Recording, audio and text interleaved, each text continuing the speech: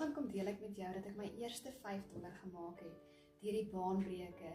En die baanbreker is mens om iemand te help wat jy wil kyk hoe die digitale wêreld werk. Maar voor jy sê, Sumanai, wat is R80? Wat is hierdie $5? Wat wait for it? Ek gaan vir verduidelik wat die Here kom openbaar het in my. So my getuienis rondom die R80 wat ek ontvang het, vat die Here my na Matteus 25 toe en dit gaan oor waar die 3 slawe muntstukke ontvang het. En dit is nou die munt stel die 5 muntstukke voor, die brood stel die 2 muntstukke voor en die R10 stel die 1 voor wat die Here vir my wys. En hy wys vir my dat die 5 muntstukke is die R50 wat ek ontvang het vir hierdie munts. En hierdie 5 gaan ek verdubbel na 10 toe, want met hierdie blue ribbon brood gaan ek 10 broodjies ongeveer vir my gesin kan maak in die ete. Maar ek het R20 vir hierdie brood betaal, so dis my 2 muntstukke wat ek gehad het. Maar ek het hom gaan verdubbel, want blue ribbon, as jy hierdie R20 brood koop, dan kry jy 2 van hierdie pakkies verniet. So dit is my 4 muntstukke wat ek het. En dan het ek my R10, my 1 muntstuk, wat ek kan besluit, gaan ek hom in my sak insteek, of wat gaan ek met hom doen.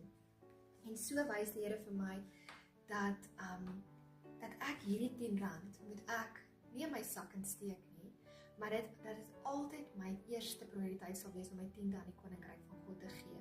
So hierdie R10, dit is min, maar dit is 'n 10de wat ek gaan gee van my R80, ek rond hom nou net af, maar dit is wat ek my 1 muntstuk meer gaan gee.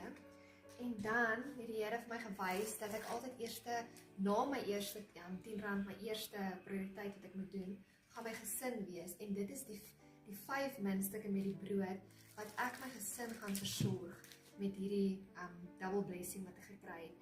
En dan die derde ding wat die Here my wys is, met hierdie wat ek gekry het, gaan ek my medemens moet gaan versorg, en ek gaan dit vir my medemens moet gee. So my metode gaan wees 'n 1, 'n 5 en 'n 2, en dit is gelyk aan 8, en 8 beteken new beginning.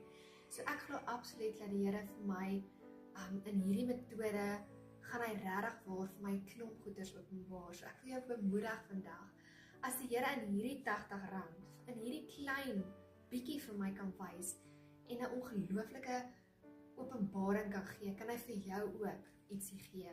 So gaan soek hom en vra vir hom, Here, wys vir my wat ek kan doen vir u vandag.